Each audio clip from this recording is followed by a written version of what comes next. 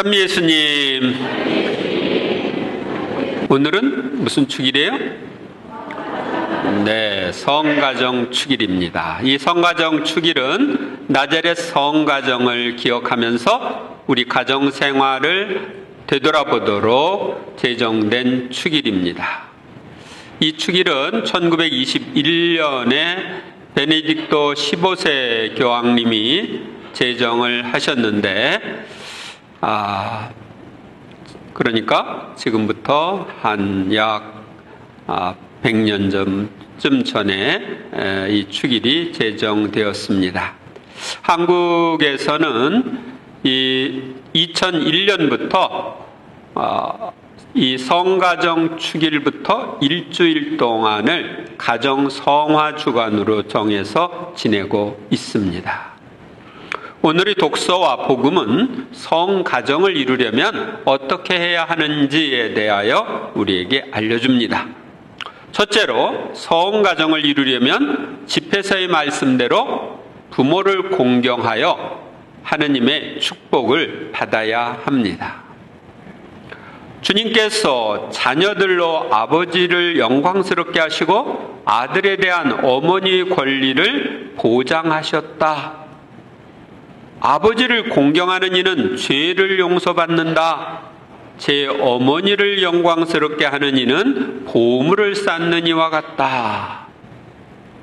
우리가 자녀로서 아버지를 영광스럽게 한다는 것은 아버지의 자녀답게 사는 것이죠. 내가 좋은 일을 잘하면은 네 집 자식인데 저렇게 자식 농사를 잘 졌나? 그러면서 부모님이 칭찬을 받죠. 근데 내가 못되게 굴면 부모님을 욕먹이는 거예요.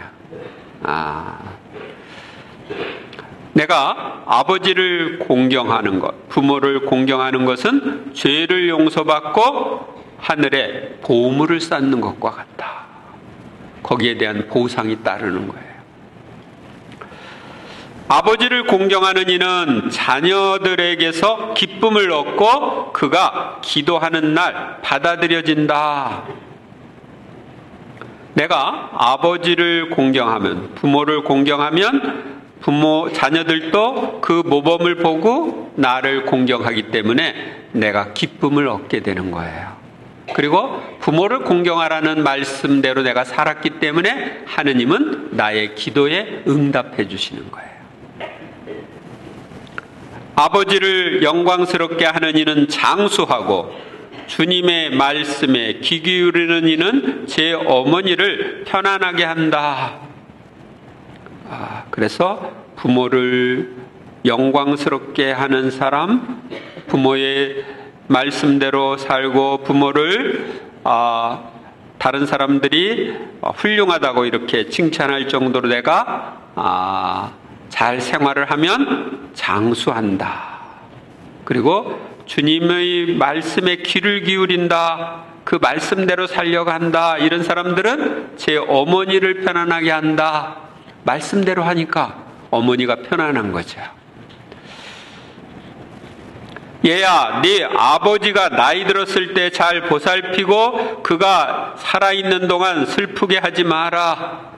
우리가 부모가 나이가 들으면은 힘이 없죠. 그때는 내가 보살펴야 돼. 내가 어린 시절에 힘이 없을 때 부모가 나를 보살폈듯이 그렇게 해야 돼요. 그리고 난 힘이 없다고 부모를 멸시하면 안 돼요. 그래서 부모를 슬프게 하지 말아야 합니다. 그가 지각을 잃더라도 인내심을 가지고 그를 업신여기지 않도록 내 힘을 다하여라. 아버지에 대한 효행은 잊혀지지 않으리니 내 죄를 상쇄할 여지를 마련해 주리라. 여기 지각을 잃는다? 무슨 뜻인가요? 치매를 걸린다든지 노망이 들다든지 그래가지고 정상적이 아니다. 이럴 때라도 업신여기면 안 된다. 우리가 하는 효행은 잊혀지지 않고 우리의 죄가 상쇄된다. 용서를 받는다 하는 것을 알려줍니다. 둘째로 오늘 복음은 성가정을 이루려면 요셉처럼 가장의 역할을 하는 것이 중요하다는 걸 알려줍니다. 박사들이 돌아간 뒤 꿈에 주님의 천사가 요셉에게 나타나서 말하였다. 일어나 아기와 그 어머니를 데리고 이집트로 피신하여 내가 너에게 일러줄 때까지 거기에 있어라. 헤로데가 아기를 찾아 없애버리려고 한다. 요셉은 일어나 밤에 아기와 그 어머니를 데리고 이집트로 가서 헤로데가 죽을 때까지 거기에 있었다. 주님께서 예언자를 통하여 내가 내 아들을 이집트에서 불러내었다 하신 말씀이 이루어지려고 그리 된 것이다. 헤로데가 아기를 죽이려고 했을 때 꿈에 천사가 나타나서 요셉에게 지시합니다. 아기와 그 어머니를 데리고 이집트로 피난해라. 그리고 거기에서 지내라. 헤로데가 죽을 때까지 지내라. 요셉은 이 하느님의 말씀에 순종하고 아내와 자녀를 위험에서 보호하기 위해서 이집트로 피난합니다. 성모님과 예수님, 요셉이 난민 생활하는 거예요. 난민. 요새 난민 있죠? 고향 떠나서. 또 다른 표현으로 하면 이민 생활하는 거예요. 이민. 헤로데가 죽자 꿈에 주님의 천사가 이집트에 있는 요셉에게 나타나서 말하였다. 일어나 아기와 그 어머니를 데리고 이스라엘 땅으로 가거라. 아기의 목숨을 노리던 자들이 죽었다. 요셉은 일어나 아기와 그 어머니를 데리고 이스라엘 땅으로 갔다. 여기 자꾸 위에도 그렇고 밑에도 그렇고 아기와 그 어머니를 데리고 가라고 하는 얘기가 나오죠. 만약 요셉과 마리아가 정상적인 부부 관계라면 아기와 내 아내를 데리고 이집트로 가라 그랬겠죠. 근데 여기서 아기와 그 어머니를 데리고 가라 하는 것은 요셉하고 마리아는 일반 부부 관계가 아니다 하는 것을 보여주고 있습니다. 그리고 또 한 가지는 하느님께서는 요셉의 가장으로서의 권한을 존중하신다는 것입니다. 요셉이 하느님과 친할까요? 마리아가 하느님과 친할까요? 마리아가 하느님과 더 친하죠? 그런데 천사를 통해서 하느님이 말씀하시는 건 마리아에게 했어요? 요셉에게 했어요? 요셉에게 했어요. 요셉이 가장이니까 가장인 그에게 말씀을 전한 것입니다. 그러면 마리아는 아기와 함께 내하고 따른 거죠. 요셉이 하라는 대로 움직이는 거죠. 그러나 아르켈라오스가 아버지 헤로데를 이어 유다를 다스린다는 말을 듣고 그곳으로 가기를 두려워하였다. 아니, 고향 나자렛으로 가면 될 거지 왜 유다로 가려고 했을까? 유다로 가는 걸 두려워했을까? 이런 생각을 할 수 있죠. 이것은 뭐냐면 메시아는 유다 지방 베들레헴에서 난다고 하는 성경 말씀 때문에 베들레헴에서 태어났으니까 베들레헴에서 살아야 한다 이렇게 생각을 한 거예요. 그런데 베들레헴에 있다가 헤로데가 죽이려고 해가지고 도망갔죠. 그러니까 다시 그곳으로 가기가 두려운 거죠. 또 죽음이 올 수도 있기 때문에.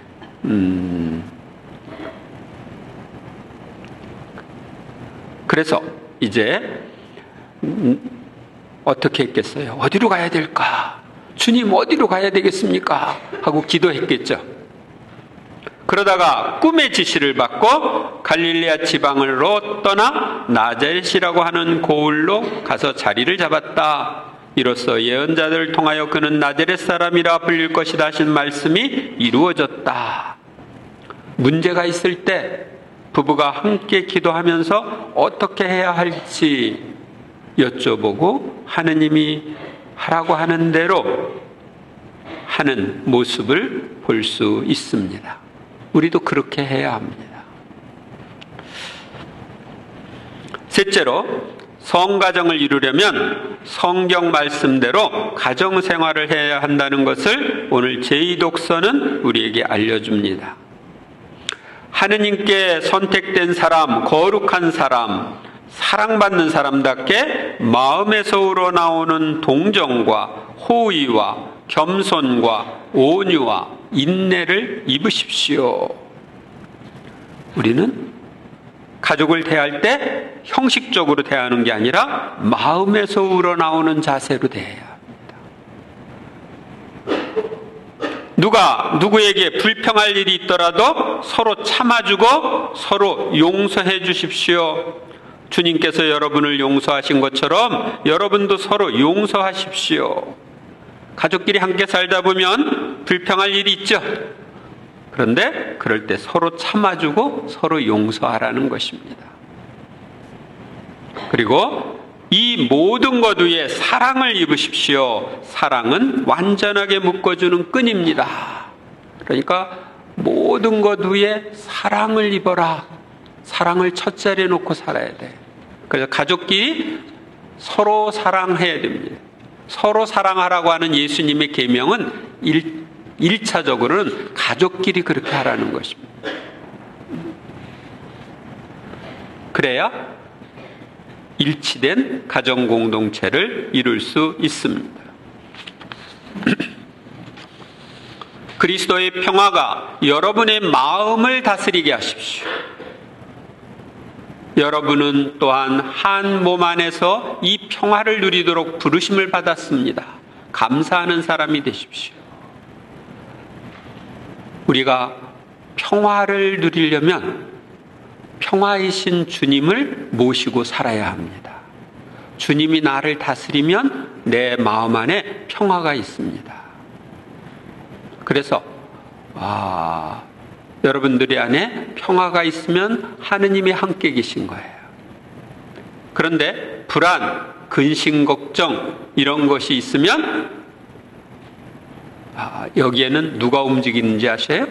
마귀들이 움직입니다. 그래서 근심, 걱정은 마귀가 뛰어노는 운동장이다 하는 말이 있습니다. 왜 우리가 근심, 걱정을 하는가? 불안해하는가? 하느님께 맡기지 못하기 때문에 그래요. 그리고 내 뜻대로 안 이루어질까 봐 근심 걱정을 해요. 그런데 우리는 그런 사고방식을 바꿔야 돼요. 하느님께 모든 걸 맡기고 하느님의 뜻만 이루어지면 된다 이렇게 살아야 돼요. 그래야 우리 마음 안에 참 평화가 옵니다. 하느님의 뜻이 최선의 길입니다. 그래서 하나님의 뜻만 이루어지면 된다 이렇게 생각할 때 우리는 평화를 누릴 수가 있습니다. 그리스도의 말씀이 여러분 가운데 풍성히 머무르게 하십시오. 지혜를 다하여 서로 가르치고 타이르십시오. 감사하는 마음으로 하느님께 시편과 찬미가와 영가를 불러드리십시오.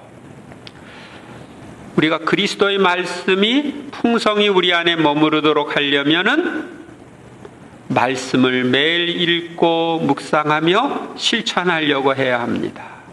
그리고 가족들이 이 말씀대로 살 수 있도록 서로 가르치고 타이르고 또 감사하는 마음으로 하느님께 찬미를 드려야 합니다. 시편을 함께 읊어도 좋고 여러분들 가지고 있는 성가책에 있는 찬미를 하느님께 드려도 좋고 또 영가도 불러도 좋은데 이 영가는 신령한 언어로 하는 노래, 이것이 바로 영가입니다. 말이든 행동이든 무엇이나 주 예수님의 이름으로 하면서 그분을 통하여 하느님 아버지께 감사를 드리십시오. 예수님의 이름으로 말이나 행동을 한다는 것은 예수님이 원하는 대로 하는 거예요. 예수님 뜻대로. 예수님을 기쁘게 해드리기 위해서. 다시 말하면 내가 믿고 따르는 예수님, 그분을 따르는 사람답게 하라는 것입니다. 그리고 하느님께 감사드리라고 하는 말씀이 오늘 여기 계속 3번씩이나 나오는데요. 이 감사라고 하는 것은 기적을 이루는 바탕이 됩니다. 우리가 모든 것에 감사하는 것이 하느님의 뜻입니다. 모든 것에 감사하고 계신가요? 아니에요. 현재와 같은 가족, 친지나 이웃을 주신 것, 현재의 모든 상황에 대해서 우리는 기뻐하고 감사해야 합니다. 의지적으로 그렇게 하세요. 제가 시흥동 성당에서 이 본당에 왔을 때도 하느님이 이 성당을 저를 위해서 이곳으로 이끌어 주셨다고 생각을 하면서 이 성당에 오는 것에 대해서 기뻐하고 감사했는데 일단 의지적으로 그렇게 했어요. 그러나 한편으로는 어려움도 있었죠. 예를 들면 여기 보면은 사제관이 좁잖아요. 사제관이 전에 있던 제 본당에서는 사제관이 아주 넓었어요. 방이 4개, 화장실도 4개, 응접실도 2개, 식당도 있고, 옛날에 보좌 신부님이랑 또 신학생이랑 본당 신부님이 같이 살던 곳을 내가 혼자 다 썼거든요. 그런데 여기 오니까 그것의 반도 안 되는 거야. 제가 책이 굉장히 많아요. 근데 여기 책을 감당할 수가 없어. 그래서 그쪽에서 이제 3분의 2는 일반 신자들에게 주고 한 3분의 1 정도만 가지고 왔는데 또 짐도 많잖아. 근데 여기 성 좁아.